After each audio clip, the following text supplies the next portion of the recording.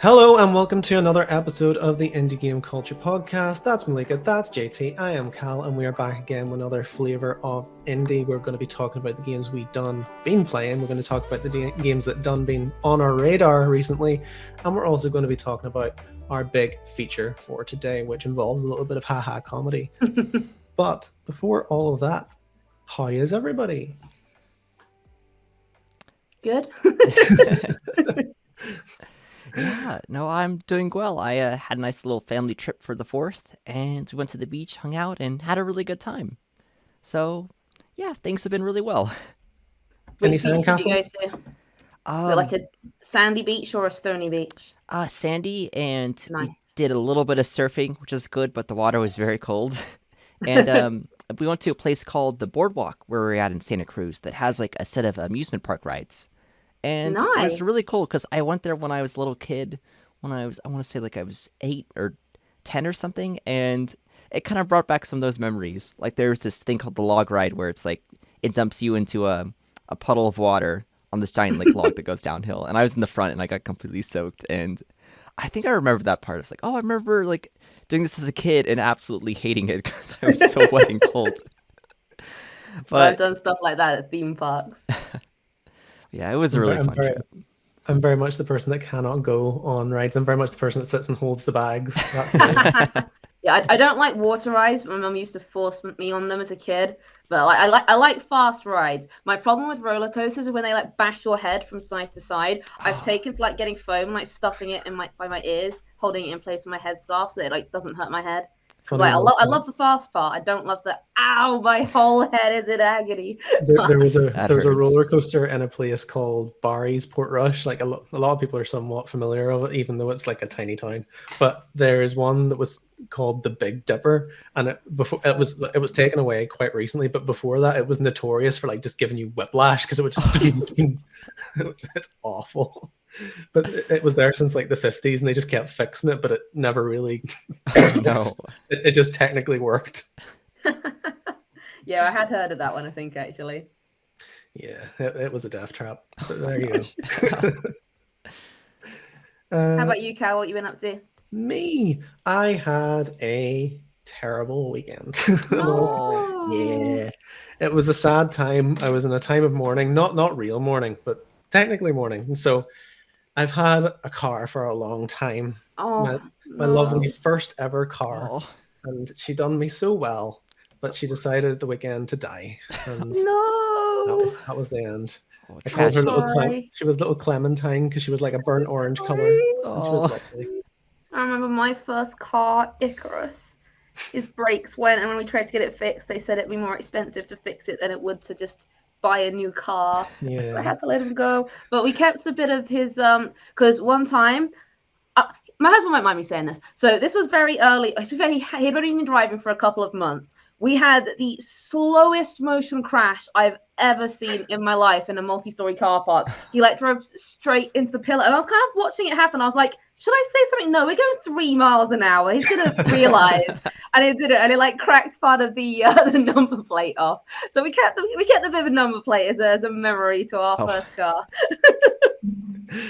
well, yeah, that was basically the same story with old Clem. She decided her cylinder burst or exploded or whatever, and we knew because we only paid like £400 for that car 4 years ago. Bargain.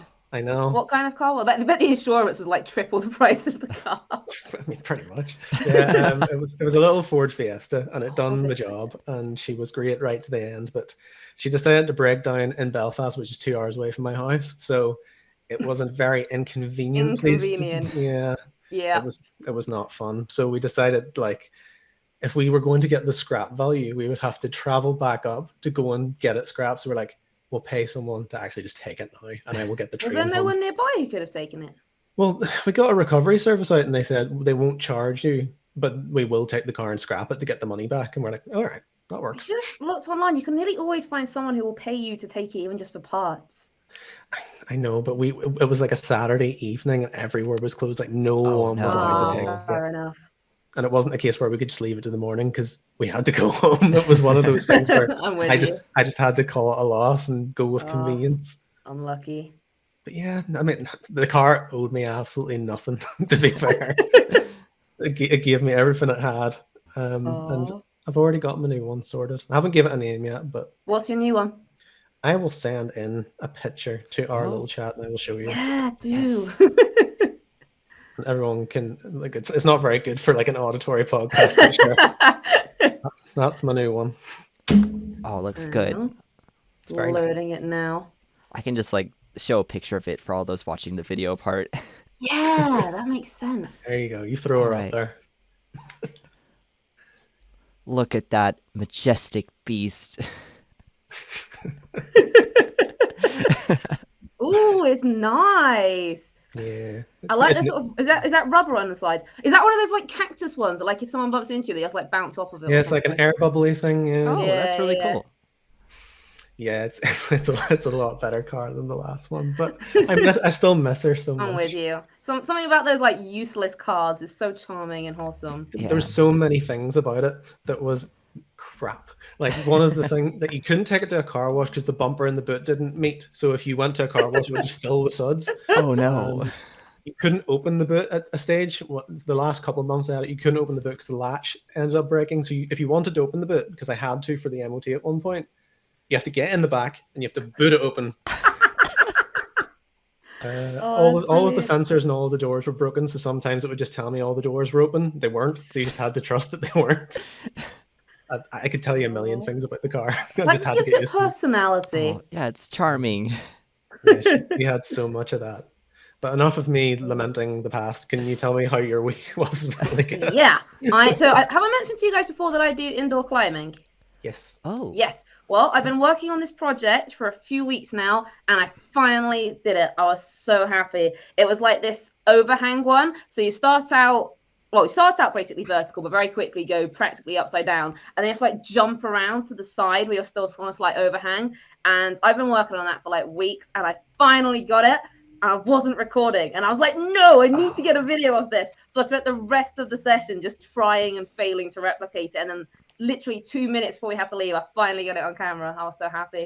Good I've been ending. in that All right. position.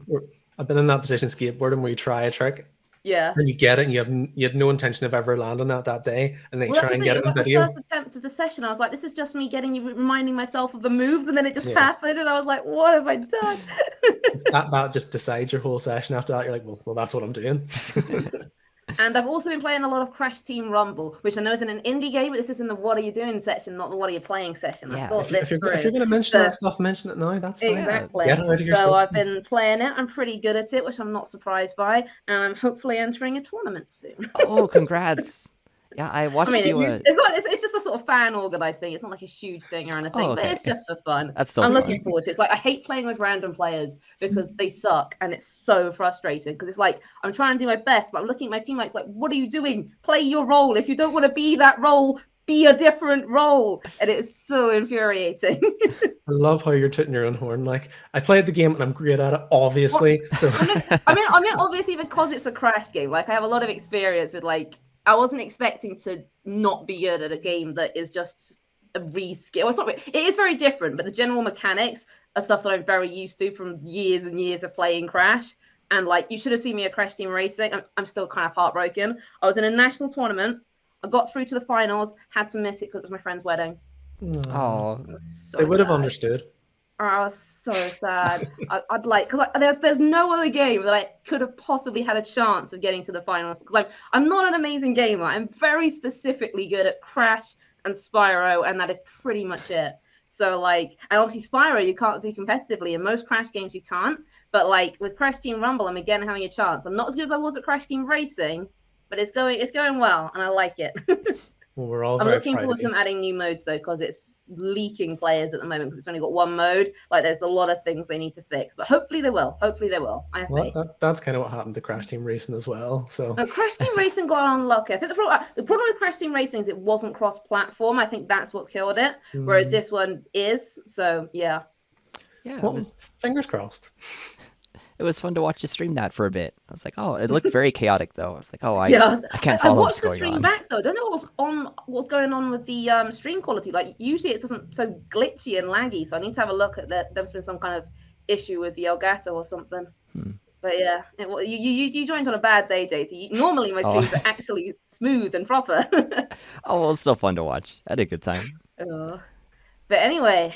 Yeah, well, contrary to popular belief, this is actually an indie game podcast. It's not a car podcast or crash team podcast. So let's jump into our first section, which is the games that we have been playing. That's the ones that we've been playing. And we're going to be talking about those. So who wants to kick me off with what they've been doing? Go.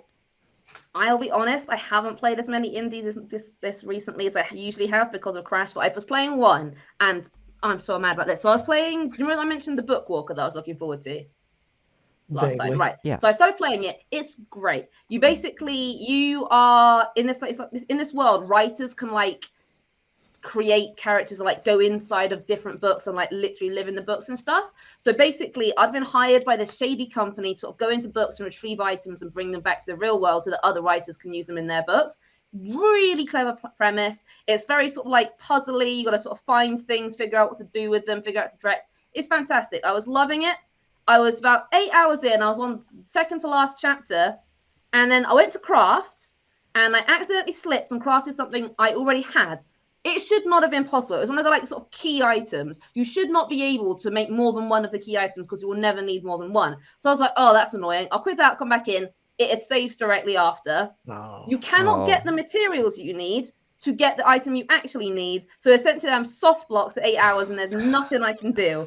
And there's no way I am replaying those first 8 hours. So I'm just very sadly had to quit the game. I was devastated because it was like, I was doing so well, and literally my finger slipped at the last minute. It didn't ask, do you want to craft this? It didn't say, hey, you've already got one of this. Like, why do they let you craft a key item you already own? It makes 0 sense. It is so pointless. They cannot break. They cannot be stolen. You cannot lose them. You either have them or you don't. And I'm so mad. Because I needed the lockpick. I was like, right, great. So I crafted what I thought was a lockpick, went to pick the lock. It's like, you don't have it. I'm like, what's going on? I checked my inventory. I have 2 pliers. And I'm like, oh, God, no. It broke my heart. So, yeah, I didn't finish it. It is a great game. Just be very, very careful what you're crafting. So, yeah, I didn't get to finish it, which is really sad because I was really invested in the story. It's really clever the way it works. What you could do is you could decide that that's the game you're going to stream, and that'll get you back to where you were. Yeah. And I've done everything. It's because the fun is working out the puzzles, and it's still quite slow because you have to like walk everywhere, which I didn't mind because I was solving puzzles. But having to replay it, knowing what I'm doing, would be boring. And you know me, I have very little tolerance for boring. I know. Well, that's very sad.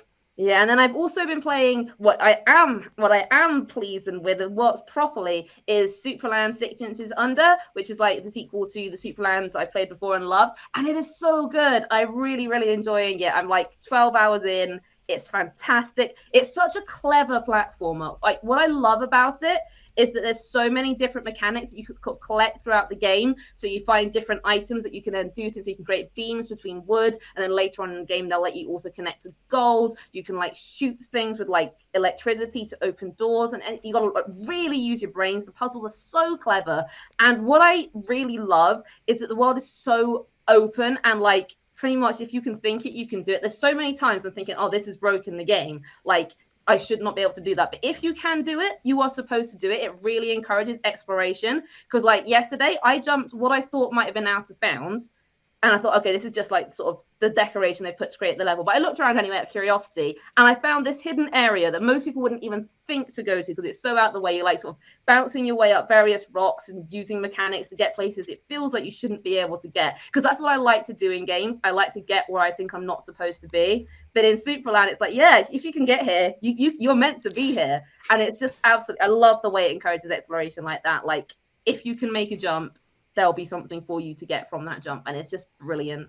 And there's so many different ways to solve the puzzles as well. Like, because there was one puzzle I was really struggling to solve the proper way, and I couldn't figure out what they wanted to do. So I went back into another level, brought this giant item with me, sort of jumped around, glitching it through walls because it didn't fit, but it like was bouncing all over the place. So I waited till it bounced into the room I wanted, and I used that to try and hold the other thing in place in the puzzle I wanted to do. And it wasn't working. I was like, okay, how can I hold this in place? And then wait seconds. The thing I can use to hold my items that's not supposed to be in here is how I was supposed to fix the puzzle in the first place. So I worked it out because I was trying to break it. But it was so much fun just trying to like move, because like there's pipes that let you travel between levels, and theoretically if you can't find something in one level, you can go back to another level and carry it all the way through and into the new level. So it's like you can either do it the proper way or you can just do very convoluted methods, and I love it. I really, really love it. Oh, that I'm sounds all like about fun. a puzzle game you can break. Yeah, nice. It's fantastic. I'd fully recommend. Like the first Supraland, fantastic, and I haven't finished because I beat the main game of it, but you're like I was like 35% through because it got to the thing. It was like, hey, the NPC characters were like, hey, are you sure you want to do this? Don't you want to keep on playing the game and having fun? I'm like, no, I'm gonna do it. So then you beat it, and then literally in the end cutscene, it's like. Let me guess, you're probably only about 50% through right now. And it's like, it's very self-aware in that regard. And there's just so much extra stuff to do, even once you've beaten the main game. So it's fantastic. I really love it. Oh, that sounds like a lot of fun. And it is more platformer than puzzler, or the other way? I guess it kind of depends on how you play it and how you solve the puzzles. Like, you can use platforming to get you further in puzzles, or you can use your brain to get you further, if that makes sense. So like a lot of the mechanics are kind of a bit of both. So for example, the beams, you've got to like balance on them and jump to things, or like pull yourself up to, or like connecting things. But also there's like a cube which you can either spawn on things or you can spawn under you to like jump further. So there was one part I realized after the fact I was supposed to stand on my cube, jump, and then shoot my teleporter orb, but instead I'm like, because the cube is lava resistant. So basically I was spawning the cube, jumping, spawning it slightly further, and just crossing the lava, spawning, because you can only get one cube. So I was spawning it literally as I jumped. So it was very challenging, because you literally have to, if you're even slightly off, you fall into the lava and die. But that's what I mean. Like there were two ways of solving it. I could have either used the teleporter orb, or I could just bounce through the lava. And I love that. I really love it. I feel like that would be the kind of approach I would take to things, because given the choice of an aha moment or just brute forcing through something, I will always brute force through. But yeah, no, I loved it. And then the other one I've been playing is Gylt, which I shouldn't be playing, Cal. Do you want to explain to them what you did? So Press Engine was nice enough to give me a code for that game. It was supposed to be a PlayStation code. It was 15 characters long, and I was like, oh, that's not a PlayStation code. Oh. And then immediately I was went, oh, I'll just give this to Xbox lady and she'll do it. But survival horror is so not my thing. Luckily, it's a very big, like, people who are into horror would not call this horror, but it is horror. It is scary. I don't care how, like, cartoonish it feels. There is like suspense, and I'm scared, and I've been having to be very brave to play it. So I've been battling my way through. I compared it to like Coraline earlier. Yeah, it's a bit scarier than Coraline. It's not quite as cartoony as Coraline. There's, you know, it's the monsters have hats. I'm not gonna lie to you. But there's also weird, like, pus parts on their legs, so they're not, like, totally not scary. So and you don't understand, the music gets really fast. So if the game wasn't at night and you didn't have a flashlight, would it still be scary? Yeah, it would, because you have to hide from the monsters, and it's the music. I feel like if there was no music, you didn't have to navigate by flashlight, and it was in broad daylight, it might not be as scary. The monsters are still, they like sort of, stand, but like they slouch, and they like have horrible, I don't know, they're not cute monsters like I'm used to. Yeah, they look kind of slightly like surreal or off-putting. Like, do you feel like scared or just more like uncomfortable, like dealing with I feel scared because I'm a coward. It's like I'm a total wimp. I have zero tolerance for horror. I'm not going to pretend this is the game. This is me being completely averse to anything remotely scary. But like, I'd say it's a good beginner horror game for people who don't really like scary things but want the vibe of a scary game. Yeah, it's very good so far. I'd say I'm really liking it. I'm really impressed with it, is the better way of putting it. Too early to give full opinions. But yeah, if I wasn't so scared, I'd be enjoying it a lot more. If only that wasn't the core premise, like what they were trying to do. I don't understand why people enjoy horror. Why do they want to be scared? That's like, be happy instead. You should want to be happy, not scared. That's weird. Stop being scared, people. There you go, public service announcement. How about you, JT? Yeah, tell me. Well, going right off of that, I don't know if it counts as an indie game anymore because the studio's gotten a little bit bigger, but I played through Amnesia: The Bunker, and Okay. that was spooky because my roommate had just left the house, and so I was just playing that game alone in my house, and it was kind of terrifying. We I've both heard, been I've heard brave good by the things. sounds of it. Yeah, I thought it was all right. I thought the story could have used a little bit more substance to it, but I really like there's just this feeling of like the whole game is set around gathering gas and keeping a generator running so you can scavenge a bunker and find a dynamite and a plunger to activate the dynamite and exit the bunker. And this is set in World War One, and you're a French soldier trying to escape the German army, and but like you're trapped inside a bunker trying to hide from a big monster, and it was really terrifying for the first few bits when you're hiding from the monster and you're just like, oh god, was that the monster? Oh no! And it was really clever because it had some bits where you can, like, there was multiple ways to take down a door. You could throw a brick at it, you could blow it up, or you could crawl through a vent and open it the other way. And I thought it had some really organic, clever moments, but at the end of it, I just started getting less scared of the monster after it killed me a couple of times. And it's yeah, I felt like I finished the game. I was like, oh, that was interesting, but there wasn't a big story relief. It's more like I felt a little bit clever, which is nice. So that was a nice experience. But playing the game alone in my house with my roommate gone was that was maybe not the best experience, but it was really fun. It's a bold move. And then With the Amnesia series, like I've always said that they take big swings in terms of horror. Like they always try to do something different, and Yeah. I've heard The Bunker does do that to an extent as well. So yeah, oh, absolutely. I think it's a different kind of game than like the predecessors, just because of what it's going for, and like it's supposed to be. Yeah. It's like a little bit more open ended. Like you can just explore the bunker, kind of like an open world. Like there's some parts that are locked off, but you can get cards or a wrench to open this thing. I thought it was okay, but I don't know. I think I heard about it.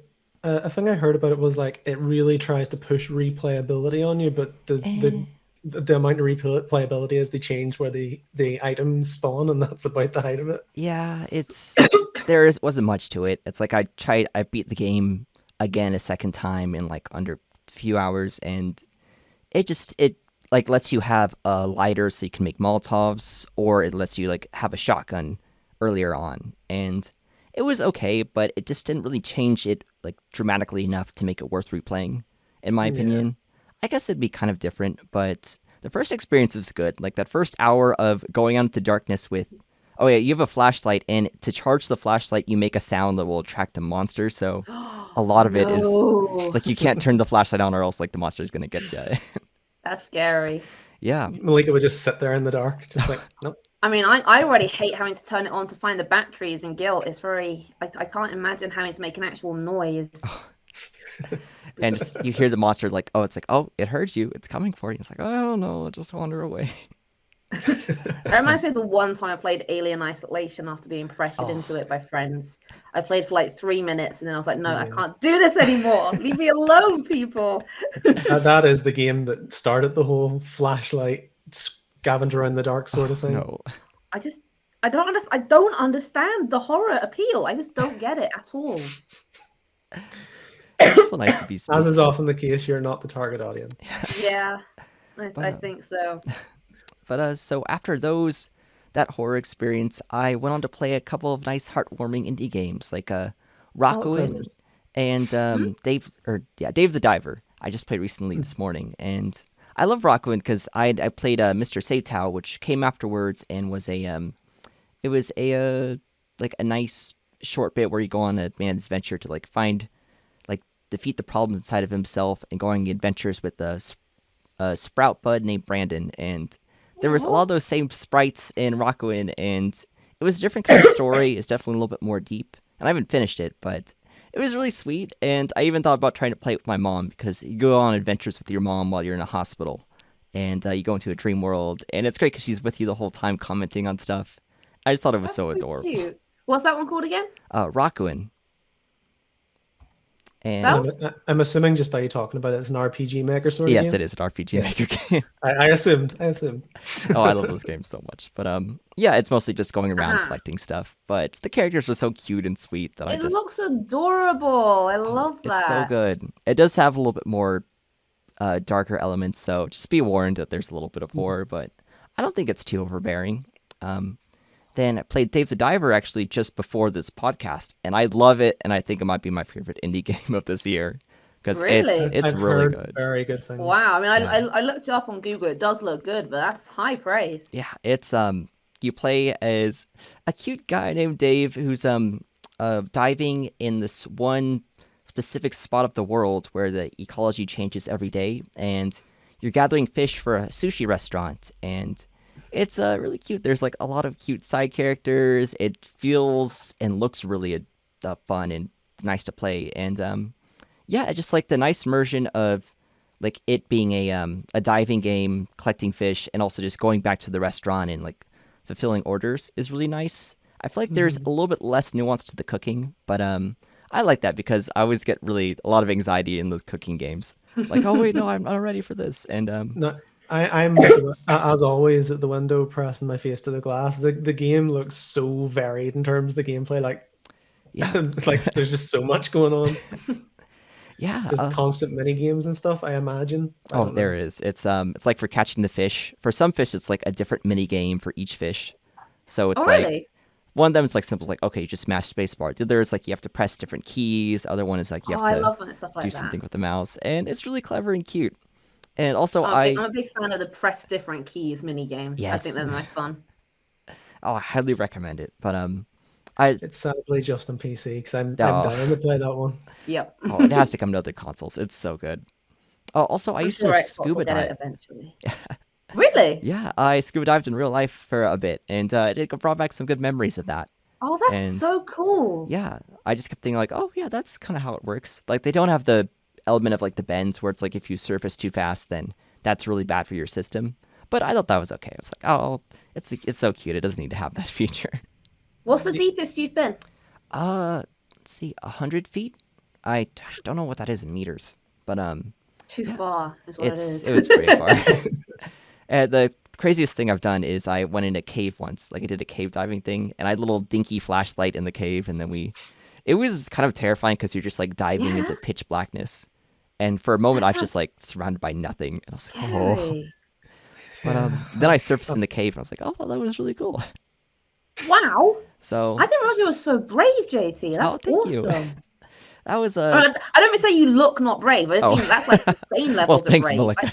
No, that's like really brave. Oh, That's thanks. so cool. Yeah, that was a while He's just ago. so nice and soft spoken on the podcast. And he's like, I oh, but I do know. downhill biking and I also scuba dive." Yeah, man of many Oh, talents. well, thank you so much. But yeah, no, I love that game. Brought back some fond memories of that, and it made me want to go like diving in real life again.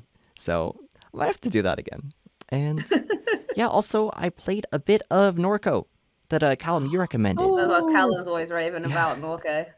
Oh, and yeah, no, it's well deserved. It's some parts of it's so good. I had some family in the South, I think I mentioned, and going to like playing that game was like, oh, I remember the South being like that. Or even my grandpa, unfortunately, his house had flooded 1 year back, so I was like, oh yeah, I know how like problematic that can be living in that area. So it's very like I don't know, nostalgic, but it felt very familiar in some parts, Yeah. and also like very I don't know, destitute and sad. I'm like, oh, but also is like had a lot of quirky charm in it too. So I haven't finished it, but I love it so much.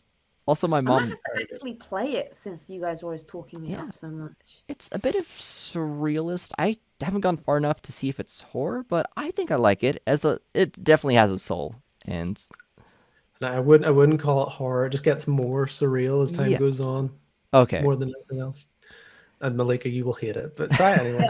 Well, that's why I haven't played it. It just does not look like my kind of game. But But- now both of you have played it, and I feel left out. you can recruit. It is on Game Pass, so I can give it like an hour or something. Yeah. You can recruit a monkey teddy bear kind of thing to take on with you on adventures, and you can use them in fights. You like that? You should have led with that, Cal. You know I like little cute companion things. It's a very, very small feature, but yeah. Oh, I suppose that's the kind of thing he latch JT knows how onto. to sell me on a game. Yeah. That's true. He gets he gets it. oh, but I was yeah, also going to say about Dave the Diver as well. yes. I was sitting looking at the Steam kind of charts as I tend to do now and again, and it popped up as like 2 or 3, and I was like, oh, this must be really, really good. And then I thought to myself, oh wait, is this the same thing that happened with Iron Lung? Because a week or two ago, Oh. Iron Lung popped up the charts. It's because of the Titanic submarine thing. Oh my god. I. Oh my gosh, that's almost a little morbid. I think it's not because of that. I think it Yeah, actually is because it it's seems like genuinely the a game good has enough quality so that it's not going to be linked. Yeah. But still, that was my first thought. I love how Celine Dion's "My Heart Will Go On" is like shot to the top of the chart. Yeah. Oh, but yeah, I've loved those games. I feel like, except for the Bunker, which I was a little bit lukewarm about, I love those games I've just mentioned. So I definitely recommend checking them out. Do you like those cute indie titles? So yeah, and that's been my bit. I'm very glad that you played Norco, and I'm glad you're enjoying it Yes. because it's fantastic. I love it. How many platinum trophies did you get in the last couple of weeks, then, Cal? Great question. Oh. I know you, Mr. Trophy Hunter. That is me. I only got what three since we last spoke. Lacking, Cal. Yeah, it would have been 4, and I'll get to that. But I finished off Clive N Wrench, which was the little platformer I chatted about before. It's very janky, and as you got to the point where I was trying to get the platinum, and it wasn't just go through the levels, there were some trophies that were more annoyingly difficult than I would have liked, including one which it's just the platforming's not good enough to make that trophy as difficult as it is. So it just led to mistakes that were not mine constantly. But I hate pushed when through. that happens. It makes me. I don't mind losing when it's my own fault, but when it's the game's fault, I get so irrationally mad. Like that is probably one of the main reasons I rage quit games is when the mechanics or something in the game is making me die when it's not my fault. I'm like, screw you! I'm not going to play you. It's going to be like this. Then I started breaking the game and started working against it because there were some aspects of it that kind of worked in my favor. Like if I missed a jump and there was like some debris in the corner, which is kind of like just set dressing, like mossy rocks or something. Let me guess, it's the physical boundaries are way higher than the actual visual boundaries. Yeah. So if you drop down, you would be able to kind of like just wrestle your way back up again. So I've done that kind of thing in a game before. But it was necessary. That's the main point I'm trying to make. I cheated because I had to. I'm fine. Yes. If you can do it, it's not cheating. They built the game. They didn't tell you which parts you're allowed to jump on. They leave it to your imagination. Well, this is true. So that was platinum number 1. And then straight after that, I went and played Behind the Frame, which is a kind of point and click style game. It's very Studio Ghibli inspired. And I've definitely heard of that one. It's also extremely short, but it's very, very nice. Oh. So it's okay, yep. It's very much in the same vein as When the Past Was Around. If you played that as well, it's kind of got that gameplay that's centered around presentation above all else. It's not as music inspired as the other one I mentioned. It's more on the art side, and it's very cutesy, and a lot of the stuff is just kind of like clicking the thing, and it does this very stylistic thing. And you're like, oh, that's pretty, but you haven't actually done anything. But it made me feel warm and fuzzy inside, and it's got a cute story of, but I was going to say unrequited love, but it's not quite that. It's like a story of like these 2 young lovers that meet, and they fall in love, and then one of them, like they're both artists, one of them gets a job in New York, the other one stays behind, and it's like a story of like being mature enough to let them go, and then they meet later. Too sad. I hate when circumstances get in the way of true love. Yeah, that kind of story. It's very good. And they also include the DLC now, I think, as standard. So you get to see it from both perspectives. It's very good. Oh. I would say it would be a much weaker game if there wasn't the other side of the story. So that was very good. That sounds really cool, having it from both perspectives. Yeah. Mm-hmm. No, it definitely added value. I thought the DLC might like, they get back together in the DLC, so you better get that. just completely rip the first story apart.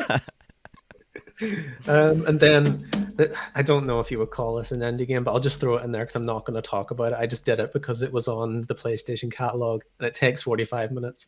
And I got pissed off that I couldn't get another platinum trophy because it's stuck at 97%. So I went and did this. I played my friend Peppa Pig. How was it? I mean, it's on Game Pass. It's one of those games I've always got an eye on for if they ever do another achievement challenge. Do you know what? As a game, not great because the road mapping of how to do things is terrible. But if I was like a kid of like 4 years old and I was just stuck in front of it and I could just trigger things as I walked through the world and had no real like urgency to do anything, actually it would be really good for a kid. So why was it stuck on 97%? No, so that one wasn't stuck on 97%. A game that I'm going to mention in a second was. And I was like, so you did that to clear your palate. Yeah, I was like, I haven't scratched my rat brain. I'm with you. So I went and did that. Quick question: did you buy My Friend Peppa Pig with real money? No, as I said, it was on the PlayStation catalog. It was just. Is that like Game Pass? Basically, it's like PlayStation's version that's not very good. I was gonna say, there's no way it's gonna be as good as Game Pass. No, it has some good stuff on it. It's just there's just not an awful lot of volume of stuff on it. I'm with you. Xbox, maybe like 5 times more games on there, but yeah. You know, you get PlayStation exclusives and stuff like that, so it's not bad. Yeah. But the one that annoyed me, the one that annoyed me, that forced me to play Peppa Pig was Sifu. So I played that one, which is the. That's the one that you said was very easy. Yeah, you beat it like super easily within a few hours. I beat it super easily, and I was of the impression that it was going to be very difficult, and it just kind of wasn't. So I played it on the mid difficulty, which is like Disciple, which is I think the default difficulty because they came to that game later and gave it an easy mode, which is student, because people were finding it so hard that people couldn't get through it. But I played it on what is the default difficulty, and I had no trouble with it whatsoever. Does it have achievements that are linked to certain difficulties? No, so it wasn't difficulty really. I could have done it on the easier one, but I just done it on the default one because I've heard that the student one is just like laughably easy by comparison. So I was like, I'll give myself a bit of a challenge. And I really enjoyed the game. It's like a roguelike where you're a kung fu master trying to avenge their father that's died. And it's all very cliche in terms of the story. Yeah. And the kind of gimmick of the roguelike is every time you die, you get a year older until you kind of pass away. And it's very cool. It's a good concept, and the combat is very, very good. Like it takes the whole Streets of Rage beat 'em up style, puts it into a 3D format, and then the combat is almost Souls-like in the kind of level of meticulous like block and parry and strike you have to do. And it's very good. I do really like it, but there is one trophy in it that I cannot do because you can't track what you've done, and you have to. It's kind of like. I would say like Arkham Asylum, where you get them to a point and then you do your takedown and it kind of automatically kills them. Same thing with like Spider-Man as well. You trigger a takedown and it does this automatic reaction, and it can be just it can be random depending on if you're standing, if you're on the floor, if it's a big guy or a small guy, if you're up against the wall, if you're up against the ledge. And there's like 41 different takedowns you have to do. Now, I obviously haven't done 1 or 2 of them, and there's no way of me knowing what ones I have or haven't done. Choose which one to do, like when you do the takedown? Was it literally all just randomized? No, it's all randomized, and there's some of them. Keep on doing takedowns until it happens. Oh wait, but depending on the scenario that you're in is a different one. Yeah, and I don't know what scenario I would need to trigger. Oh no! It would just be a case. So you basically need to like try different crouching, standing, big guys, small guy walls. Yeah. And I've been through the game like 4 times now because I've done it twice just on like autopilot just to see if I could get it.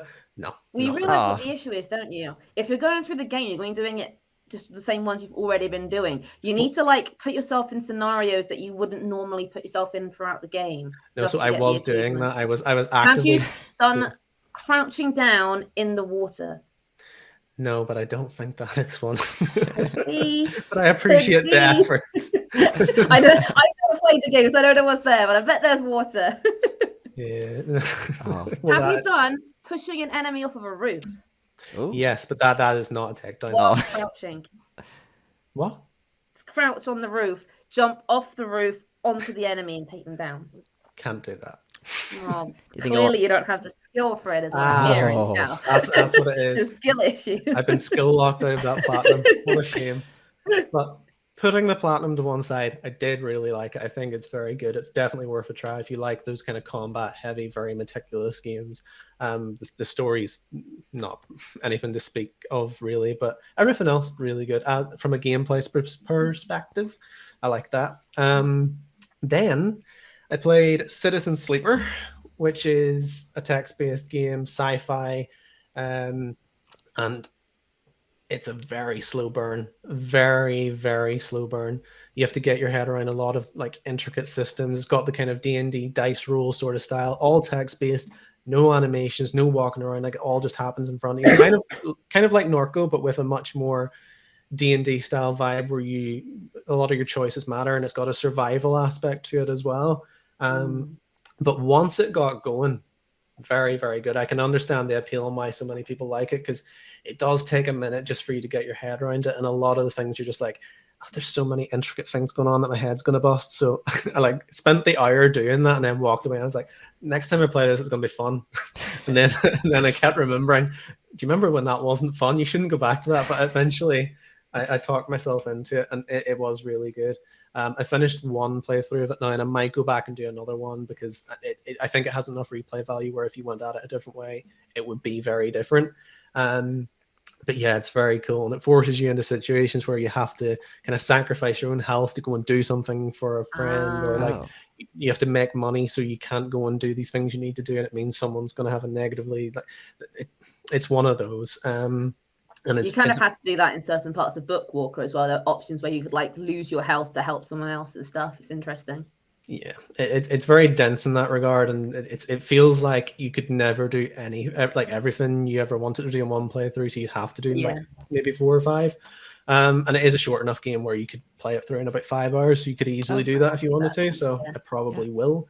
The second time I will be going through with a roadmap, and I will be getting all my trophies. That's a good point. How come can you not find a list of all the takedowns and see if you would just go through them one by one? I was curious about that too. I've done that. That was the first thing I thought of doing. It didn't work.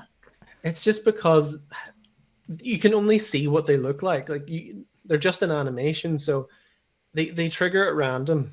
And the only thing that you have control over is if you're standing, there will be a different one. If you're on the ground, it'll be a different one. Ledge, wall, and then big guy. And I've tried it all. There's also a secret running at them one where you scale up them and kick them in the head. I've done it as well. I've tried my very hardest, and I'm not willing to play it through a 5th time. So it's just going to sit until I feel like it again. Oh, that sounds really frustrating.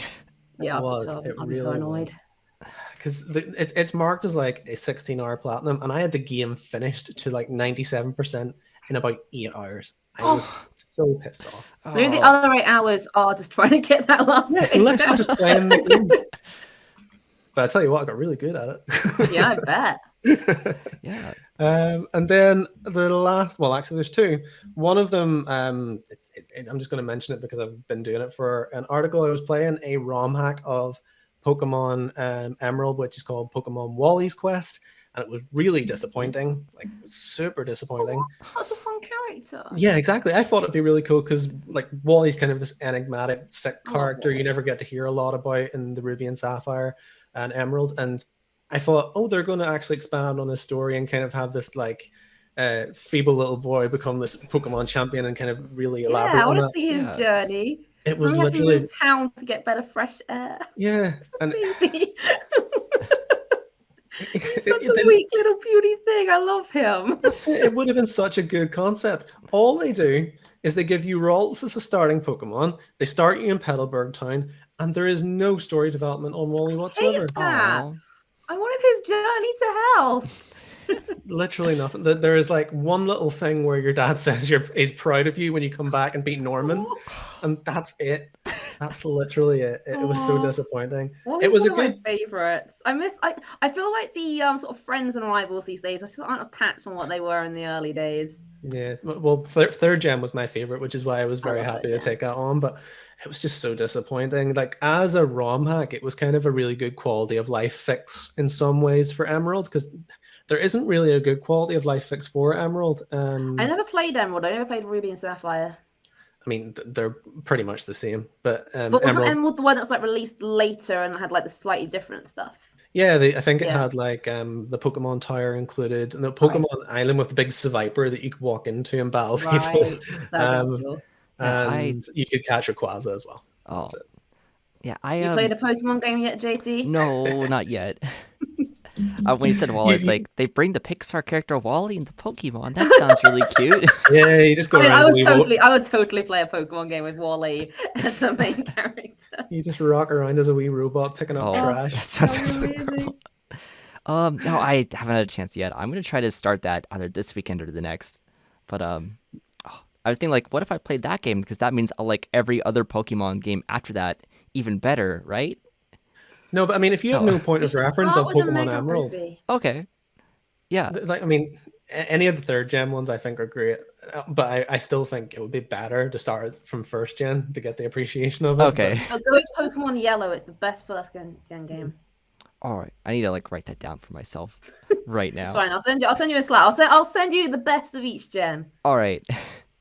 And then whenever you're finished all of the mainline ones, you come talk to me, and I give you all the fan-made ones where you can play as like zombie Pokemon and all this kind of. Oh man, That sounds so quirky. Mr. Indie. Even in the Pokemon series, and you're just talking about that one specific series, I will find a way to make it indie, and I do. Actually, I can find a way to make it indie. I wrote something else I played. Cassette Beast put out a new DLC, Ooh. a free update. It was so good. I played the whole thing straight away in one sitting. They added in 8 new characters. They added in a whole new area. Oh, it was brilliant. I loved it. I was right on it. I was like, oh my god, new thing, quick, do it. And then I was like, I couldn't find the last Cassette Beast. I was like, fine, I'll look up a guide, and I couldn't find one. I was like, well, this is annoying. So I found it, and I wrote a guide myself, because that's what I tend to do in a game. If I can't find the answer myself, I'm like, right, I'm gonna find it, and then I'm gonna write about it, so other people don't have to go through what I went through. You're a saint.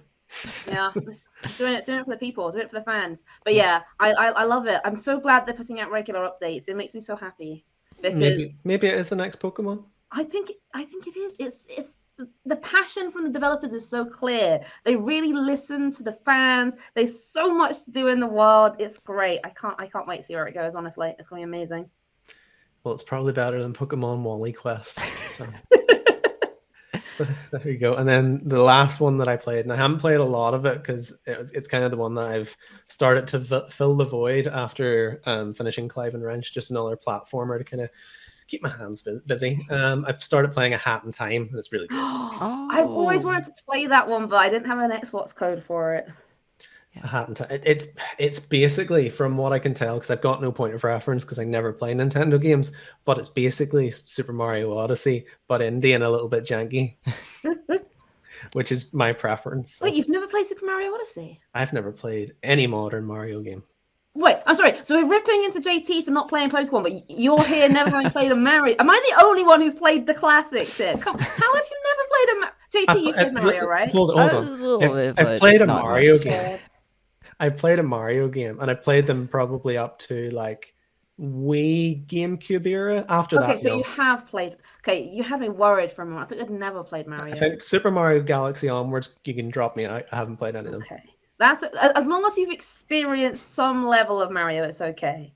Yeah, I mean, Yeah. I've played 64 and I've played. Yeah, that's what I thought you meant when you said you hadn't played. I was like, how did you manage to have a childhood and No. avoid Mario? I said modern Mario games. Okay, I didn't All catch right. the modern part. Okay. Now, if you really want me to piss you off, I've only ever played one Zelda game, so.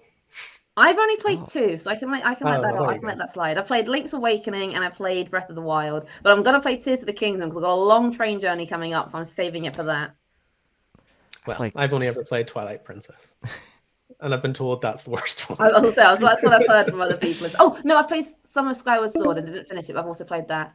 Oh, But yeah, I loved Link's Awakening because I played the remake of it because everyone was saying how good the first one was, but I hadn't played the Zelda game because I didn't have the console back when it's released. And then when it came out on Switch, the remaster of Link's Awakening, I loved it. It was great. But I didn't. All the enemies were saying the same thing to not wake the windfish, and I was like, listen, if one enemy had told me, I would ignore it. But all these different enemies from different factions, so I just didn't. I was like, I'm just gonna stay in this world forever. I'm gonna listen to the enemies. oh my gosh. I watched a friend finish streaming Link's Awakening, and I had no reference for what was going on. I just thought the little animation at the end was so cute. And I was like, oh, this is so sweet. And yeah, gosh, I need to play more of those kind of games. Well, to bring it back to Hat in Time and Yeah. Mario for yeah, that right. matter. I was like, oh, why did we get over there? Bring that tangent over here a second. Yes. Hat in Time reminded me a lot of Mario 64 now that you mention it, because it's a platform game that doesn't do it on like a level to level basis where you go in, you collect all the stuff, you finish the level, you go out, and you go on the next one. It kind of happens in like acts and chapters where you go in as if you're jumping in the painting in Mario. You do a chapter, you get a star, it kicks you back out, and you go in again, and the world's a little bit different. I kind of like that. It's kind of draining me a little bit because it feels like you're just playing the same thing over and over again, but it changes just enough and it's cookie enough that I'm enjoying it. Like, am I right in thinking that you wear lots of different hats? you do, and they do different Tell things me and give you about the different hat. powers. What's your Cal. favorite hat? That's the Cal? reason I want to play it. I'm excited about the customization options. So you get you get hats by collecting yarn in the world. When you get I love yarn. when you get enough yarn, you're gonna go find yarn. I've literally got yarn on the table over there. I was tempted. Oh, It was yeah. within arm's reach of me showing you my yarn. So you get yarn, and whenever you get enough yarn, you can get a hat. And the hats give you certain powers. So you get like a sprint hat that allows you to sprint. You get an ice hat that allows you to like project ice everywhere, or whatever it happens to be. And if you finish time rifts, which are kind of like semi-difficult puzzle sections that you can find in the world, you then get to do a slot machine, which gives you like random prizes, which can either be changing your color palette of your character, or it gives you a flare on your hat, which changes the hat altogether.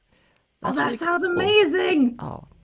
Okay, so I have to ask, because I have heard some things about this game that it's a little bit it has some like horror elements in it. Like there's a bit where like a character comes at you screaming, and I know I've just seen some YouTube clips or like a video of just like, oh, it's a nice cute game, and then something bad happens. Like, not that I'm aware of. I mean, I don't think so. Like, what it does is it's quite high concept with its levels, where it'll do like for example, they have one called Murder on the Owl Express, which is essentially a take on Murder on the Orient Express, and how you solve a murder, and you're like a part of a movie cast, and it's all very high concept for a platformer, but they take big swings, and I feel like maybe that's just like one section of the game where they try some sort of horror thing. I don't know. okay, I'm not that far into it that I could tell you, but I will let you know. please do. Because I saw But that, so it's like far, that seems like they're leading you along to think it's like, oh, it's a cute indie game, but then something bad happens. So I don't know if that happens. It's very later. cute and slapstick. It's fine. Okay. It's another one that I would put in the Melika must play section. Yeah, I was gonna say, as soon as I find a way, if it ever gets on Game Pass, I would be all over it. I want to play it, but I don't like buying games, because why would I buy them when I have hundreds for free? It just doesn't make sense. Well, I actually played this one for free because it was on the PlayStation catalog. So very Oh. rarely does that actually happen. It's usually just all the exclusives and terrible games. But I actually got one that I wanted to buy for free, so that was nice. That's All nice. right. That's nice. That's basically how Xbox people feel every other week. Yeah, I was saying, I get that most months. They'll be like, you get like, aha! I've wanted to play that for ages, and now I can. No, I've paid for that service for about a year and a half now. It's probably the first time it's happened. How much is it? I think it just lumps on like another 10 quid on your subscription or something. That's know. nearly as expensive as Game Pass for a fraction of the good stuff. I know. It is what it is. It is what it is. But yeah, that is all that I have been playing. And that wraps up our first section, boys and girls. We will be coming back. We will be doing On the Radar, so give us one momento. And we're back in with section number 2. It is games that are on our radar. Indie games, that is. Remember where you are. We're talking about indie games. We're talking about games on the radar. And we are going to be going through all the ones that we're thinking are going to be pretty cool in the next month or so. So does anyone want to kick me off with their ones they're looking at right now? I'll be honest, in the next month or so, there's literally only one that I'm looking at, and that's not even technically a new game. It's the fact that Stray is finally coming to Xbox, and I'm so excited to play it, because I was devastated when it was made exclusive, so I couldn't play it. So I have been patiently waiting for like a year, and now I can finally live my dream of being a cat, just I'm so looking forward to it because I've That's had okay. to sit You back. can wax lyrical about the 2-year-old cat game. Work away. I will. Okay. For Xbox people, it's a brand new game and it's very exciting. So, yeah, I mean, I'm very excited for it. Everyone has always said how good it was, and I couldn't do anything about it, and now I can. I'm finally going to get to experience it myself.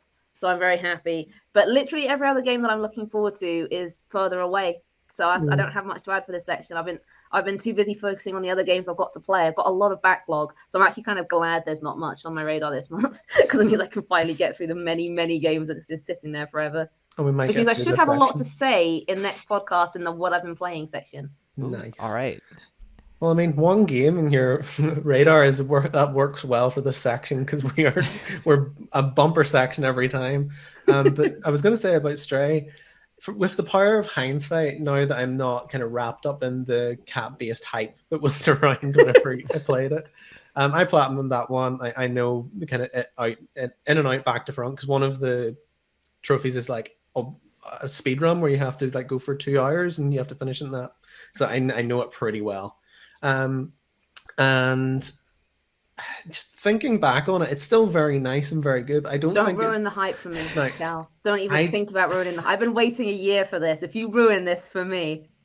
I still think it's very strong as a game. I just don't think it's as good as everyone kind of built it up to be. Outrageous. That's all I would say. But it's far from average as well. It's Let me ask you one question, Cal. Do I get to be a cat?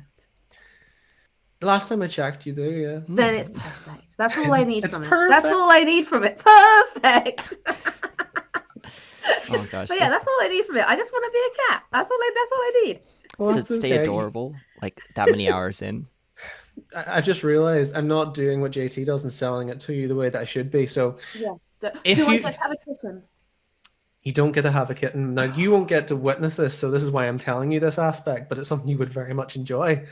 If you had a DualSense controller which had the kind of haptic feedback and you sleep in a bed, your controller purrs at you. Oh. No, that's so cute. Oh. And you won't get that, so I was just going to tell you now so that you I'll know get it's a thing. vulnerable. It's fine. But yeah, there's lots of stuff like that that's like very cute, and it I said in my review it gets some of the cat things quite wrong in the sense that like it's a cat would never do that, but there's a lot of things that they get very, very right as well. And I speak with authority because there's 5 in the house. So that reminds me of a hilarious meme I saw the other day where it was like this guy said, I thought I could control ducks with my mind, but it turns out me and ducks have very similar ideas about what ducks should do. I like that. Yeah, well, I mean, cats are very unpredictable. They can do just about anything. Cats. In fact, I'm going to go for a second picture in our chat because I have to show you this You've picture. got a cat, Yes. haven't you, Cal? I've got 5 cats. Why are they never on the podcast? They should be a guest. I'll see if They I can can talk make about that. Stray. Next episode, they should come to talk about Stray with me. No, the last time that they talked was never. So, I mean, we can try it. Train them better, Cal. No. This is a picture of my boy Pudge. If JT can pull this up, that'll be fine. Sure will. Basically, he decided that if he fits, he sits. That was his vibe. That's my vibe. He done this on my chair that I'm sitting on right now, and he looked very awkward. It's like he's planking the armrest. Oh, I love this. I love cats so much. Yeah, and there's 5 of them knocking about, and they're all very weird in their own way. What are their names? So we have Bear, who was our first one. Then we have Winnie, who is our second one. Pudge, Tina, and Mavis. Aww. Oh. And who's your favourite? I know you've got one. It's Bear. But it's only because he's angry and no one likes him or understands him. Oh, misunderstood. I love misunderstood cats. Everyone that comes into this house loves another one of the cats. It's never him. It's because he's grumpy and he can be quite like standoffish, but you know what? It's fine. That's his charm. Bless him. But is that the only game on your radar? Every other game is further away. I'll have more to talk about next time. But I've looked at the games that are coming out. I'm not going to pretend to be excited about something I'm not excited about. Okay. There's nothing coming that I've seen in the next couple of weeks or month or so that I'm hyped for. All the stuff I want is more August, September. So That is fair. JT, you're gonna have to fill the gap. Unfortunately, there's only one that Oh wait, I'm. sorry. There is one other. Oh, No, all wait, right. no, it's further off. Ignore me. Ignore me. It's All right. further off. It's next time. Next time. So, unfortunately, there's also only one on my radar now. I think most of them got used up in the game's radar, but it's one I'm really excited about because it's a game that originally it's a remastered version that's adding a lot of content. It's a game that came out all the way back in 2014, and We're both doing old games. I yeah. love it. And yeah, it's called Lisa the Painful, but it's like the definitive edition or remastered, and it's another RPG Maker game. But yeah, Surprise. it's a game. It's a little bit Undertale like it's very funny, but it also has some very like mature dark elements. Where you play as a man in a world where all of the women have just suddenly disappeared, and all of the men have just kind of gone crazy, and they've just kind of mostly become like man children and like behave very violently or silly and stupidly. And it's really cute and funny in some parts, but it also has some darker elements. And you play as a man has the last daughter in existence, and you're raising your kid and trying to keep her away from like people that would probably not treat her very well. We can fill in the gap. Yeah, and and she goes missing, and you go on a quest to get her back and save her from those ne'er-do-wells, and you just kind of slowly become a monster on this journey. And I really loved it because it had so much quirky, funny charm, but also had some very dark humor. And like, I would just recommend, like, maybe if you think it might not be your cup of tea, then like don't go ahead, because there's one joke that the game makes that I'm not going to say in the podcast, but it's like I still don't forgive the game for doing that. It's like, yeah, that was too much. But I think I'm gonna avoid it. yeah, it might be the best. But they're adding a lot of like new quests and character interactions. Like there's this one character in the beginning of the game who's kind of a loser. His name's Terry Hints, and he leaves hints around for you because he's like a tutorial character. And at the very end of the game, because characters, it's turn-based combat, and if they die in the game, then they're dead forever. And like there's certain interactions where like you have to either lose your arm, or you lose a person's life, or you have to play Russian roulette with your characters to like make the currency is dirty magazines, or it's dirty mags. Yeah, you just have to embrace it. It's very strange. But you have to basically risk your party members, and it's like crucial because like you spent all this time building these characters and they just die and the game takes it from you. You're like, no, Terry. And if you bring him with you to the very end of the game, he gives this very heartfelt speech. And I was kind of crying at that point when I played it that many years ago. I was like, no, Terry. And you had to part ways with him. But I like they're adding more dialogue for him and all these other quirky characters. And I really can't wait to get back to it after all this time. I don't think I'll like it as much because I played RPG Maker games with better turn-based combat like Amori.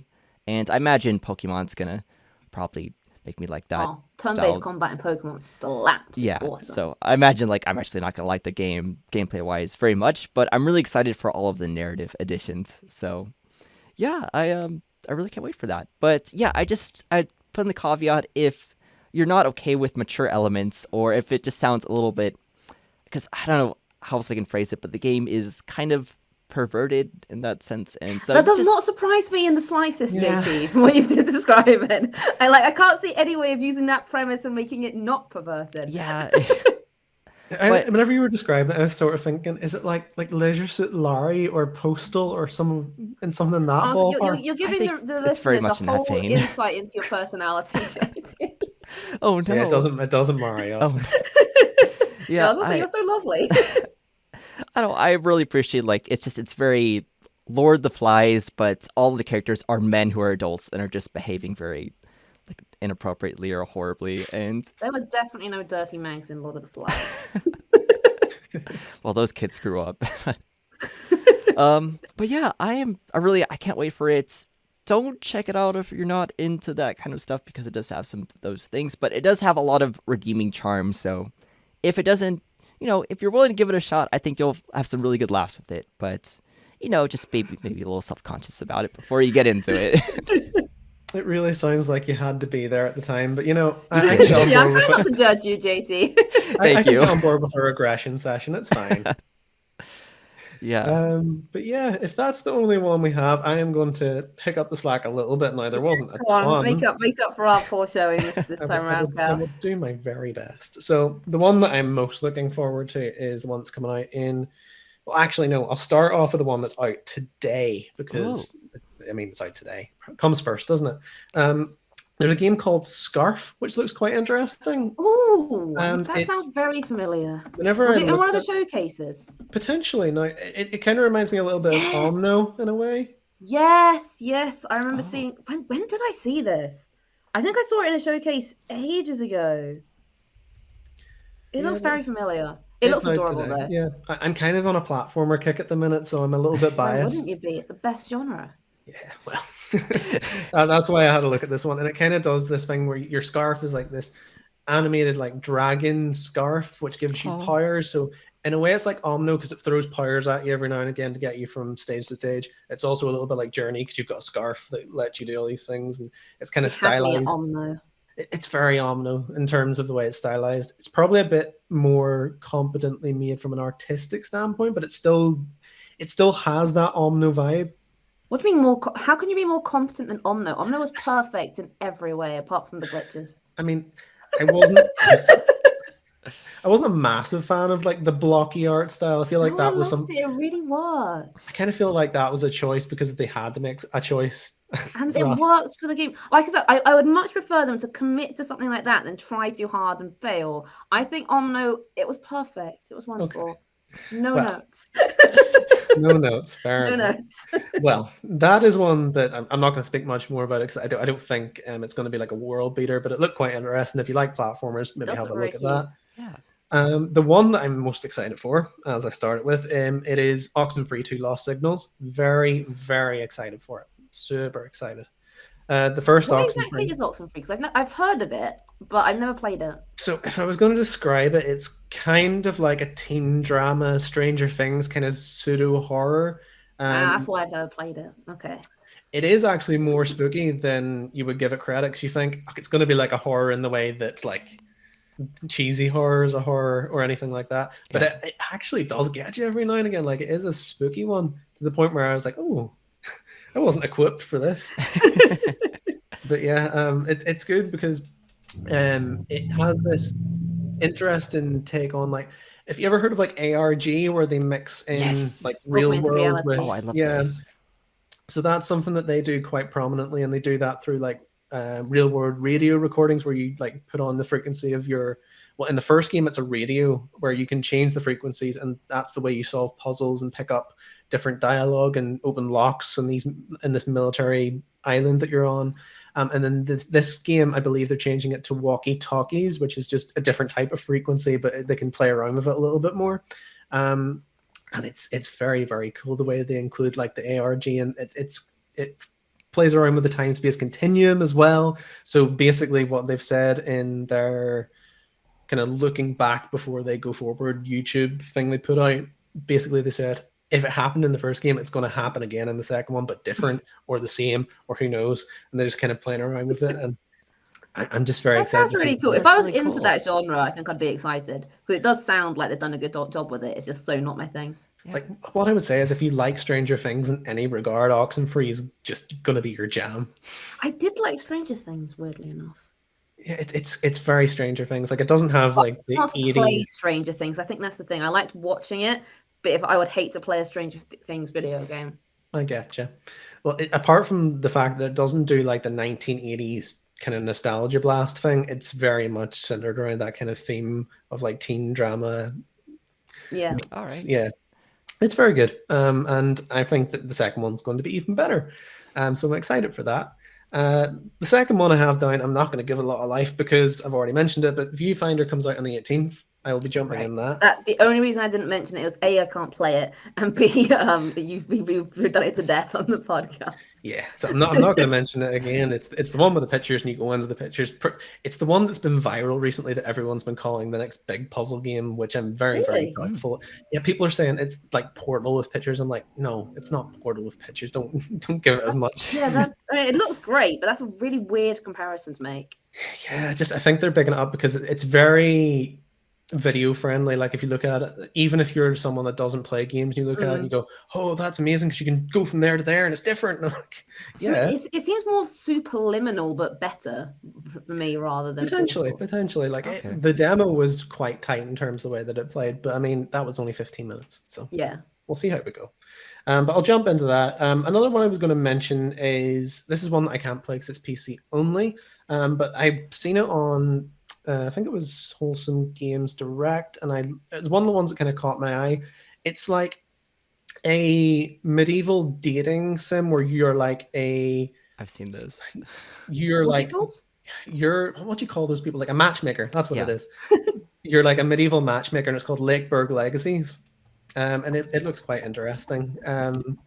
Like I said, because it's on PC, I haven't given it a lot of time, but just the concept alone, yeah, I thought it looked pretty cool. That's cool. Shame it's PC only though. I need to stop looking at games that are PC only because they make me sad when I know I can't play them. I mean, I just don't. One day I'm gonna get a gaming laptop, and I'll be so happy when I finally do. Join us. I just need to wait for the whole economy to get better. Yeah. It's any day now. It's fine.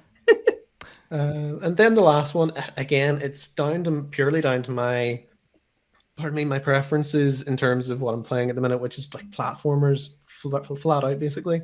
So there's one called Koa and the Five Pirates of Mara, which is another one it's just kind of a jovial, like very colorful, vibrant platformer. Sounds like too many pirates. If it was 4 pirates, I could get behind it, but 5, I mean, that's overkill.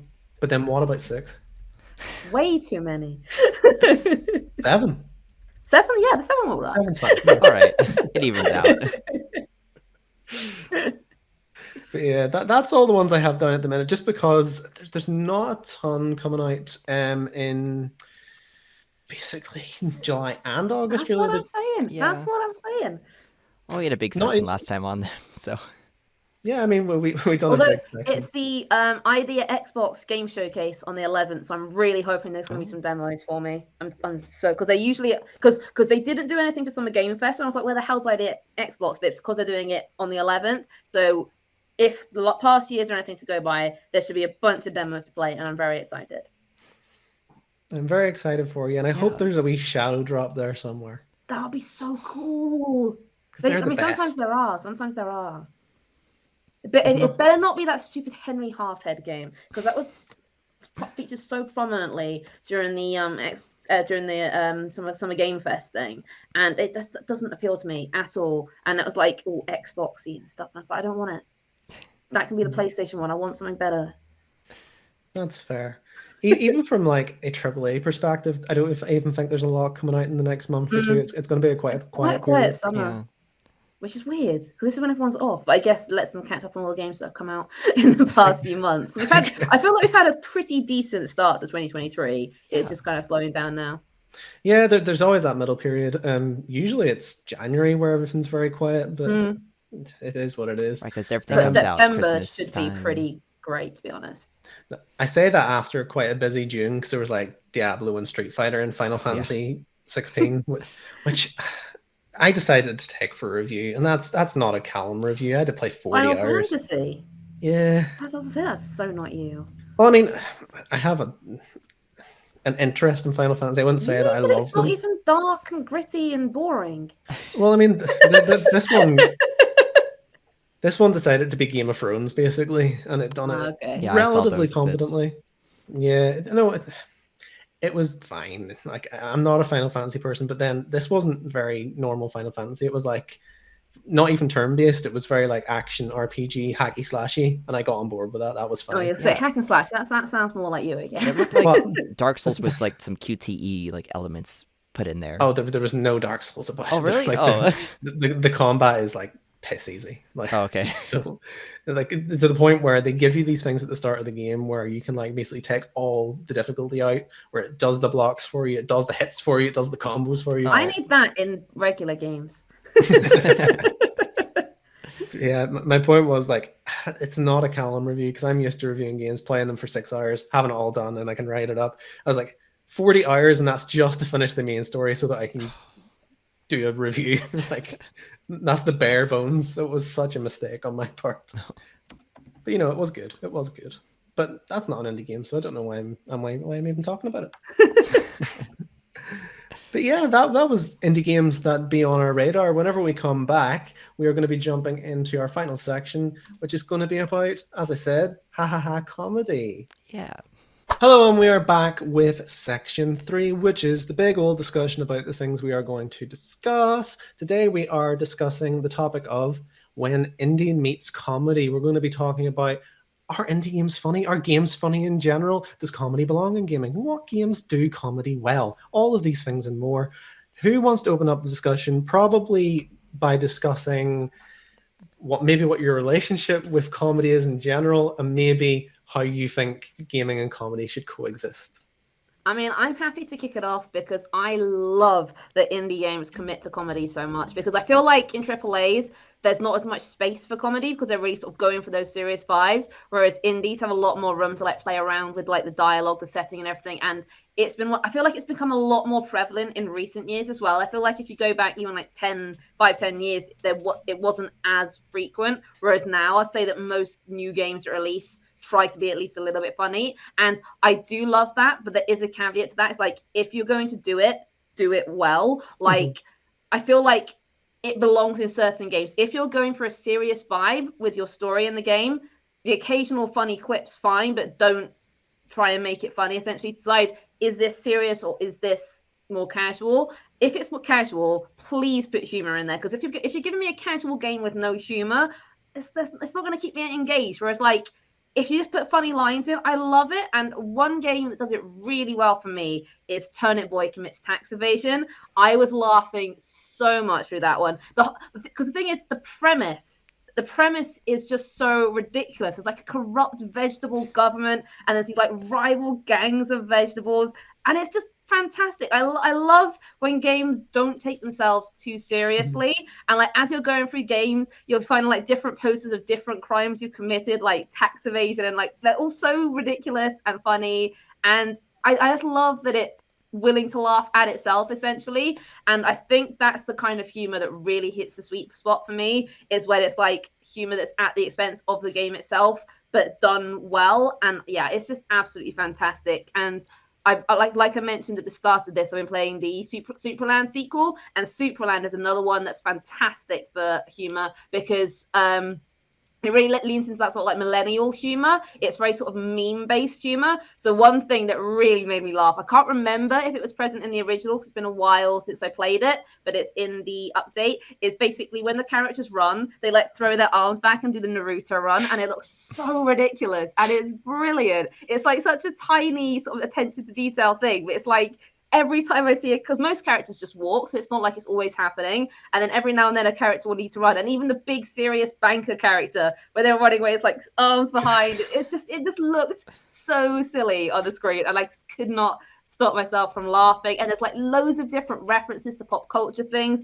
Like, for example, there's like an earthquake, and some of the characters, like it's all very sort of the setting for Supraland is like based in like a backyard or something, and all the characters are tiny little like clay people essentially, and everything's like a toy.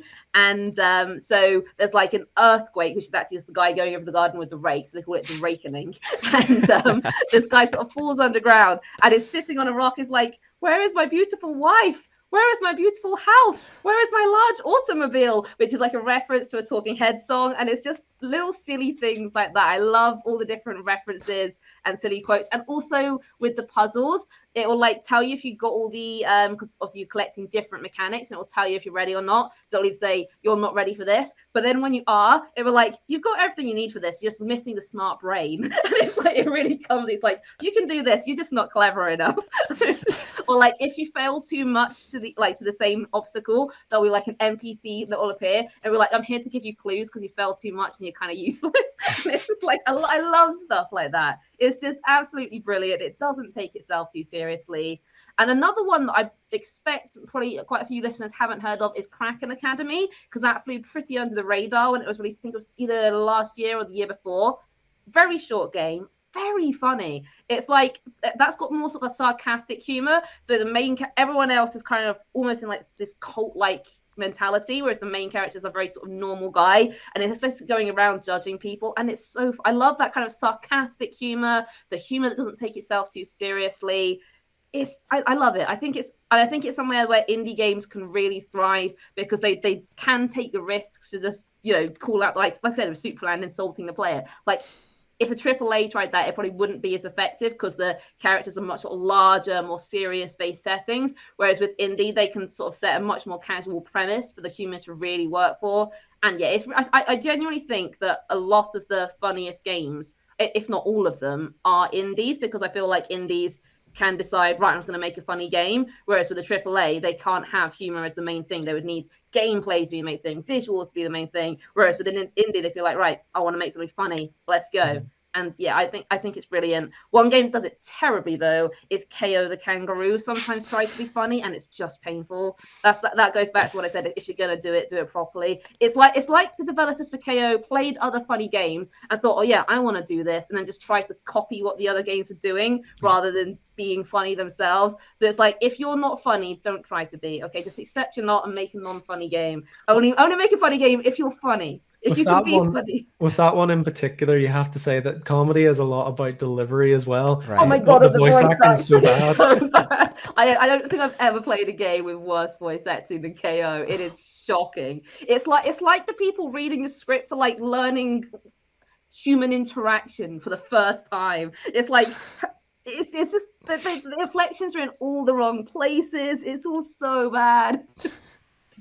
Yeah, I would definitely agree with you on the AAA side of things where they aren't very good at being funny. And the thing I accredit it to is something that I think I mentioned in a Forspoken review a while ago, and I called it the Marvelization of AAA games. Where do you know how Marvel have these like Marvel quips and they try to be funny and they are funny. I'll defend Marvel till I die.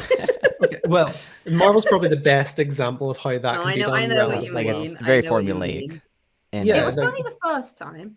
Yeah, but whenever you have a multiverse and like a cinematic universe where it happens all the time, it becomes a bit they do stale. use the exact same jokes essentially.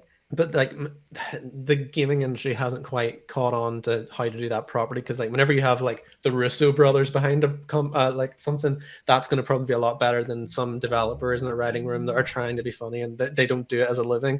And like Forspoken is probably the best example of just someone that's like saying, "Oh, I'm a badass," and I'm like just being like really sassy and awful. But, like, I hate that style.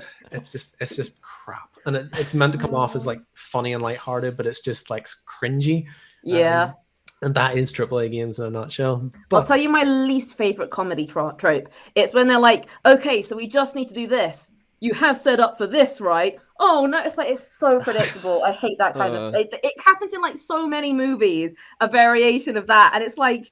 Or like I'm certain I've done that. At least I think I've done that. Maybe I've done that. It's like stop decreasing. I hate that style of comedy. It's not funny. They need to stop doing comedy that's just changing the amounts of something. Yeah, well, I mean, sitcom comedy works in a sitcom because people are coming to that not to laugh, but just to have something on in the background. I don't think anyone comes to a sitcom to laugh unless it is Depends on a very highbrow one or something. New Girl's very always funny. been confused. Like, are they telling me to laugh when they're laughing, or what's going on? Why do I hear people? When I say sitcom, like I would say that like New Girl's one of those like more new age sitcoms. I mean like those traditional like Friends Big Bang sucks. Theory. I'm just gonna say it. Crap. Friends is not funny. I mean, it's not great. I can see why people enjoy it. It's comforting. Yeah, I remember being back in the day and like watching it as a kid with my dad and laughing when he laughed because it makes you feel part of something. But I feel like people like Friends because they're supposed to like Friends. Yeah. But bringing it back to the indie side of things, like I can speak to my relationship with comedy. I ingest a lot of it. Like I go to a lot of stand up and like I watch a lot of comedy shows. Who's your favorite comic? That's such a hard question. I don't. I like Tom Segura. I think Tom Segura is very good. I don't even know him. I'm googling him now. I watch like a lot of the panel shows, so I might have like seen him or something. Okay. He would be American's probably not in the panel shows. No, I don't know him. Yeah, well, he would be one of my favorites, but like I could rap off a load of them. But my point is, I could come across as a little bit of a comedy snob just because I've ingested so much of it. But I also come from the point of view like funny's funny, and I don't have anything like oh, this isn't like highbrow, or Yeah. I'm not like Frasier's the only funny sitcom because it's posh or anything like that. It's not where No, I'm I'm coming with you. from. I think comedy can be found in a lot of places. There's lots of different styles that I like, but But, millennial style is my favorite. But equally, what I would say is I'm able to tell when something is bad or good, even Yeah. if it's not for Yeah. me. And I found that indies and just gaming in general, but indies in particular, they're very good at one type of comedy, and the rest of it, I don't think they're very good at. They're good at irreverent slapstick comedy. That is Yeah. what they're good at. Yeah. I'll give you that.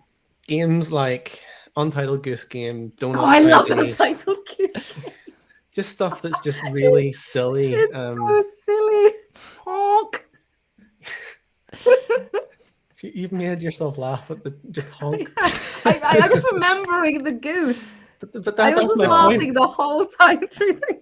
That's my point. Honk has sent you into hysterics, and that's all it is. And that's why indie games are so good at this irreverent silliness. Like Octodad's another one. A Hat in Time at the minute, I think, is kind of similar to that, even though it's a little bit more stylized. Goat Simulator, like you could go on. There's so many of them, and it's just because they're inherently silly. They're so good at it. But I would equally say, I wouldn't say there's very few games that do comedy of like really well written, structured comedy well. And I like the ones that I wrote down. Disco Elysium, I think, is Thank you. I was going to talk hilarious. about that in a second, actually. Can't believe you still. Everyone knows that JT's game is Disco Elysium It now. is. But I love it it. was the only one that I could point Shame. out as like that is written in such a comedically brilliant, and it's like so high concept as well, and it's dark, it's light, and in all the right areas. Like it's just incredibly well written. And the only other one that I would put anywhere close to it, and it was one of those where I was like, is it even in the same ballpark? Is I think I Undertale? know what Oh, you're about I was to going to say. talk about Is it my both those, friend Peppa Callum. Pig? That was my whole spiel for all of this. Well, I'm just gonna leave it there. But Okay. Undertale is another one I would kind of put in that ballpark as well. And then there are a few others that I equate them to. They have moments. Like there are lots of games that have just moments, but I would say that these ones are games that have more than just moments, but aren't quite up to the standard as like well written, highbrow, structured stuff. And that was Hades. I thought was quite funny at times. Hades Yeah. is great. Like it's got funny. Like it's not a funny game, but it's definitely got funny moments for sure. Yeah, it's got that tone where it has that comedic switch it can do at any point, and I think that's the Yeah. difference.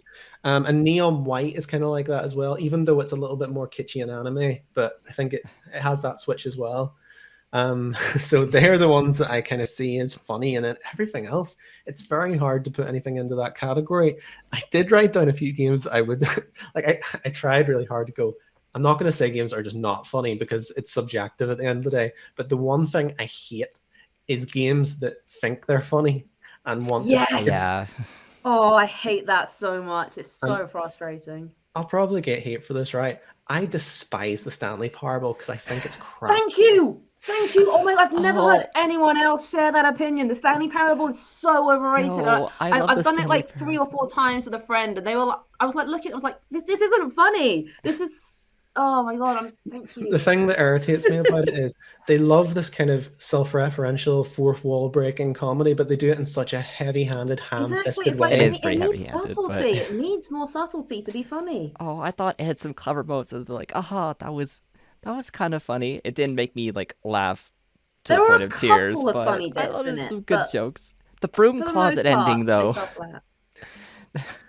It's a fun concept. It is what it is. At the end of the day, that was just a mod. It wasn't meant to be a game, and people liked it. So fair enough. It maybe doesn't deserve getting ragged on as much as I am, but I really didn't like it. And then I also wrote down like this isn't a comedy game, but I just found it pretentious, and therefore it falls into this ballpark. The Artful Escape. It's not funny, and do you know what? It tries to be funny more than it should. I don't think it tries to be funny. Oh, it does at some points, I and think- it I falls think flat. it's more. It tries to be entertaining with some humor thrown in, but I don't think it's necessarily going for funny. I think it's more just going for engaging. Mhm. I will not stand for this Artful Escape slander, Cal. Okay, well, I've got plenty of other things I could slander it for, but not being funny is probably one of my lesser complaints about that game for sure. But that's kind of my whole spiel. I can let JT talk about Disco Elysium and Undertale. Thank you. before I jump in. Those were really like the two main points I wanted to focus on. And I was like, no, don't spoil this. I need this.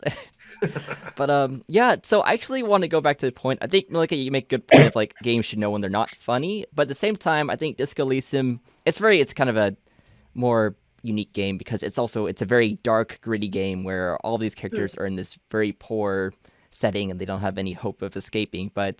And you're such a failure of a character that's like you really don't have your life together. But the game does such a good job of like making you laugh at how much of a failure you are. Like it's very self-destructive, kind of self-abusive humor. Like you get to look at like, okay, you try to shoot the body down and then you just end up shooting the body in the arm, or you try to like punch a kid to make him respect you and then you wipe out and are just like crawling in the mud asking your partner for like help me, Kim.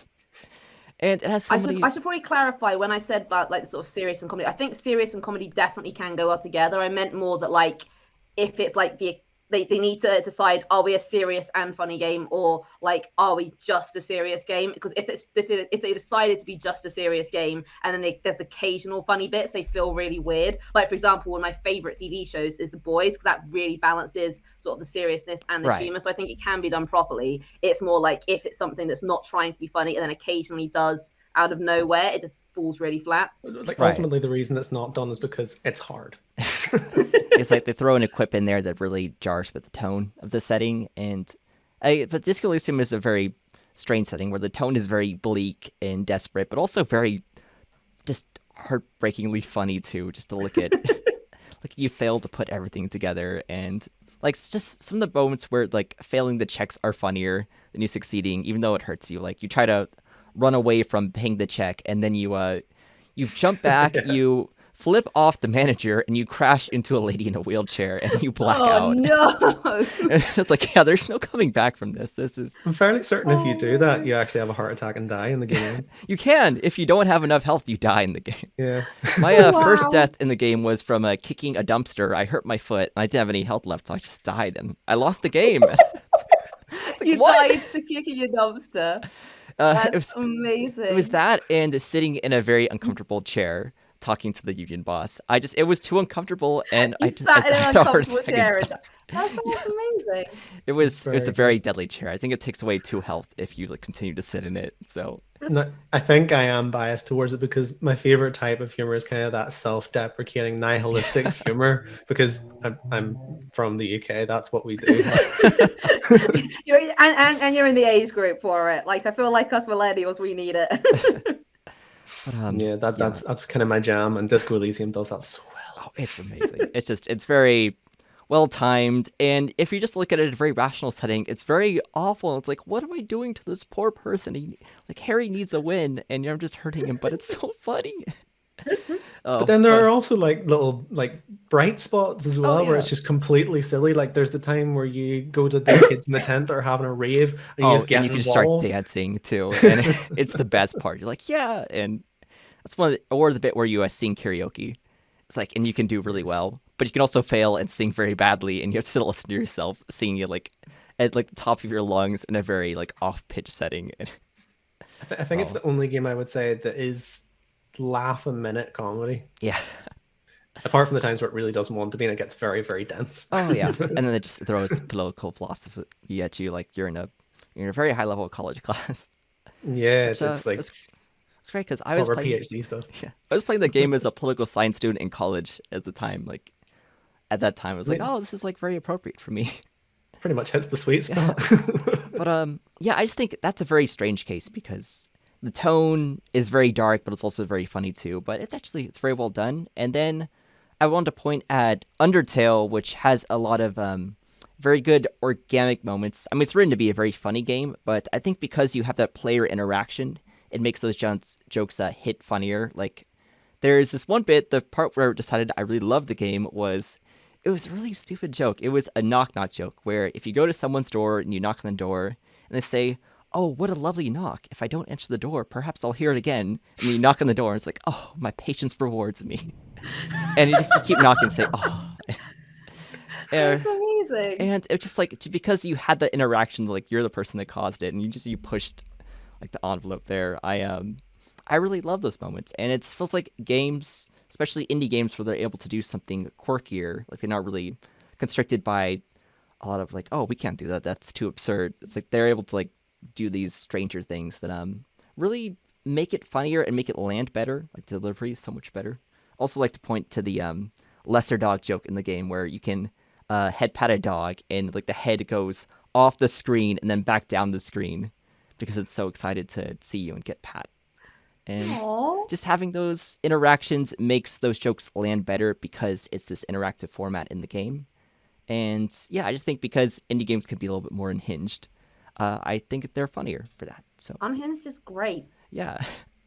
And I would say that like it succeeds because it's inherently satirical as well. Like there's this underlayer that it's having a jab at AAA games consistently, and just every time there's a trope that you think's going to happen, they're like, "I know we're going to make a joke about that."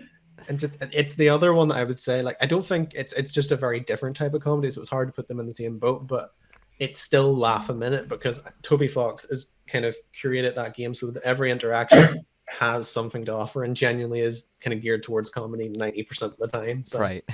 Like every character and every interaction is making fun of something, or just this very absurd enemy that's just funny to look at. Like Washu, who's trying to clean your soul, and like that's what their attacks are doing, and it's like everything is very dense with humor. And I would also say I kind of have a soft spot for a game like or any form of comedy that can do a really good callback. Like one of my favorite shows is Arrested Development, just lives on callbacks. Arrested Development took me so long to get into. When I did, I was like, "Oh, this is brilliant!" But it took me a good long while. I was so close to giving up, but then after a while, I kind of got into that because it's got such dry humor, a lot of it as well. But it's really good once you get used to the characters. I just love Tobias Parks so and much. Rec's really good for that as well. Oh yeah, I've never gotten into Parks and Rec. I feel like that I couldn't get into past it. The first season isn't great. I like it, but a lot of people don't. But second season onward, it's fantastic. I always find it weird that people didn't like. I'm not like a super fan of it, but I remember saying, "Oh, and we need a new comedy show, and I'll stick this on." Ella, and she was like, "I hate this. I really don't like this." I'm like, "Why?" Which one? fun. Arrested Development.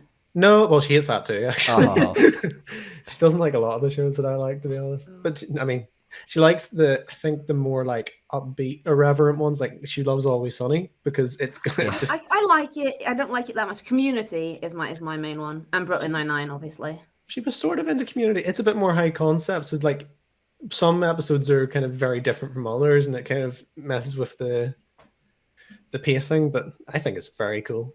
I don't like Joe McHale. I really don't like him at all. Well, it's so funny. He's the one thing I don't like about that show. But sure, you can look past that. I was also going to ask, taking indie out of the equation, or they're just opening it up, because I don't think it's actually going to change anything. I did actually have one other thing I wanted to add, and I've realized is that there's a complete section of comedy I completely miss out, which is games that aren't funny but facilitate comedy, like Jackbox party games, because I have the biggest laughs playing Jackbox, because even though the games themselves are just designed to run on you, they prompt you in ways that are going to make you be funny, and like especially Quiplash, like not to, okay, I was gonna say not to brag, but yes, completely to brag. I nearly always win Quiplash because I'm really good at thinking up funny things like really quickly when prompted, and like, but the scenarios they give you to set you up to be the funny ones is fantastic, and I think that's something that the video games can do very well, because they're not having to think up all these like loads and loads of jokes. They're simply giving you ways to think up the jokes and set for yourself. So yeah, Jackbox does comedy very well by not being funny, but by letting you be funny. Yeah, like it's very organic humor. Yeah, I would definitely acknowledge that. Like it was something I left out of my notes just because then you start including sandbox games that are funny because of the situations they put you in, and then it's not comedy anymore. It's just you doing funny things in a game. And then it's a slippery slope. But yeah, I do get your point. I would say like those very curated, almost board game style games, I can get behind that. Exactly. Yeah. But I was going to say before, if I opened up the playing field and said, you can pick any game, not even within the realms of indie, would you say, are there any other games that you would say, oh, they're actually quite funny? Because I genuinely couldn't think of one. I wasn't thinking of it, but off the top of my head, no. But to be fair, I don't play many AAAs. Like I'm 90% indie, so it's hard to think. Yeah, I mean, my brain's literally going from the like Pokemon, Halo, Spyro. That's me tapped out. Yeah.